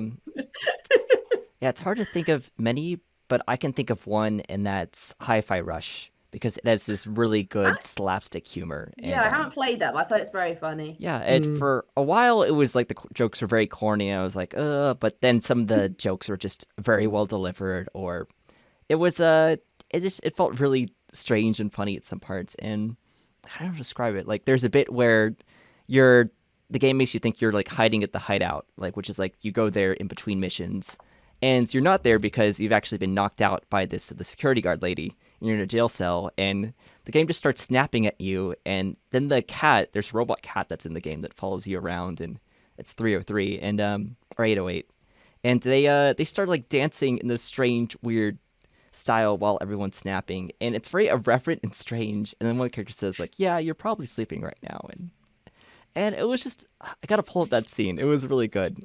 Or just like there's the bits where the character just takes an absurd amount of damage, and it's very slapstick and funny. Just watching this character like just get thwacked again and again. And I have heard things like that, like Hi-Fi Rush, and there's another one that I never got to play, but I heard it was Is it very. High on Life? No, but it's Rick and Morty, but a game. So Yeah, Yeah. I was gonna say because High on Life. When he mentioned Hi-Fi Rush, I remembered High on Life. I haven't played it myself, but I thought it's very funny. I suppose it probably would be funny. I've never encountered it myself, but the one that I was going to mention, and it's something I've never had the chance to play, but I heard good things about it, and I heard it was funny. It was Sunset Overdrive. And it was Xbox. I've never been interested in that one. I I heard even the had a humor- code for it. I just gave it away. I heard it was kind of overdone for some of the humor, or just like it felt like didn't land for too well for some of the jokes. But did you find it was kind of funny, or? See, I never had the chance Okay. to play it, but I just heard that it was funny. And then another one, like I kind of done a little bit of research because on the AAA side, I'm like, what do people think's funny in this? And people kept on saying Borderlands. I was like, that's not funny. Yeah. I It's always forget amusing, that but- most people play more AAAs than indie games. I kind of forget that that's where I'm in the minority. Yeah, it's hard to think of others that it's like amusing to play through, and it's like, oh, that's kind of cute, but I didn't make me laugh for any good reason. That's it. I'm trying not to think of ones that were just like a moment where it was kind of funny. Like ones that I kind of find funny in moments, like Fallout New Vegas, I found quite funny in moments because it was quite cleverly written because the guys from Obsidian done it. Same with Outer Worlds, quite funny at times, but it's not a funny game. And Fable's pretty funny at certain moments, but again, not a funny game. I'd say Fable's in that ballpark too. But yeah, I don't think there's any of them that can do the whole like on and off switch with comedy very, very well. Yeah. And No, I would agree with that. I think the only reason people mention Borderlands so much is because they just use this crutch of pop culture all the time. Just like throw in a reference and they're like, it's funny because I know what that is. Yeah. And I think Cyberpunk done that as well. Same sort of thing. Yeah, I haven't played through Cyberpunk, so I don't know for it yet. But I haven't played it, but my husband played it, and I watched the character customization screen, and I was like, no one needs that much customization. You can have a small willy or a big willy, whatever you want. Like, why was that a thing? I love character customization, but not to that extent. And That that seems was part of their excessive. marketing as well. I know. oh, I think the anime did the best job marketing it for me. Just like that got me into it a bit. But I've heard that's how Yeah. people flock back to it. And the weird thing I heard, making this a AAA podcast now, but I heard that they're bringing out this DLC, which is like Liberty Phantom or something like that, Phantom of Liberty, something like that. And they've marketed it as the game that it should have been when it came out before. And I was like, that's a weird way to market that. Hmm. Essentially Phantom saying, Liberty. do you know that crap we put out before wasn't crap anymore? Doing better now. How can anyone trust what they say? Oh man. Ridiculous. Oh, there's one joke in Hi-Fi Rush I thought landed really well. I just want to like throw that in. But there's a bit where you're carrying an unconscious the security guard lady who becomes your friend later, and you're trying to like keep her okay because she's unconscious and you can't do anything. But you keep whacking her head against the wall, like it's like does the rule of three where like you do it on accident as you're trying to go through the control door. And it's like, oh, sorry, and then you do it again. And then you're very careful about it. And you're bringing her through, and then the control door like slams shut on her head. And you're like, oh. and it was just really well done. And that I think that joke made me and like a lot of other people laugh really well because it was like that was pretty peak humor. But I can't think of another AAA that made me laugh as hard in that scene, like in any other. So it's really That's hard fair. to think about. Yeah, Comedy's hard. yeah. If you'll allow me. Oh. I would like to. Making a jump there, Cal. Well, you allowed me. A piece of gravel path walks into a bar and he says, I am the hardest person in this bar. I could fight anyone. I am the maddest man here. And the barman says, sit down. You're not. Listen, there's harder people in here. Sit down. So he sits down. Then the next one comes in, double lines. He walks in and says, I am the hardest person in this bar. Never mind him. Never mind gravel path. I could knock everyone out. And the barman says, look, sit down. Listen, sit down. And then another piece of tarmac comes into the bar and says, I am the hardest person here. And someone stands up at the back of the bar. And the barman says, look, listen, you need to stop doing this. You need to sit down. And he's like, why? Why would I need to do that? And he said, he's the hardest person in this bar. He's a psychopath.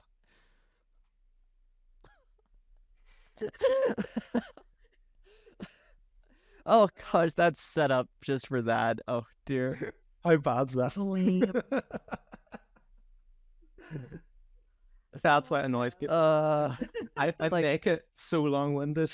It used to be like a geology joke. I was like, oh no, that's Yeah, I was getting ready for a really funny geology joke. We're doing like the hardness scale of ohms or whatever. I was like, yeah, let's go. And do you know what? We can workshop it. We'll get it where it needs to be. We'll go up and we'll do a joint type 5. We'll be fine. it's like the A better one that's nice and short. hey, what's 3 men walk into a bar. You think one of them would have seen it.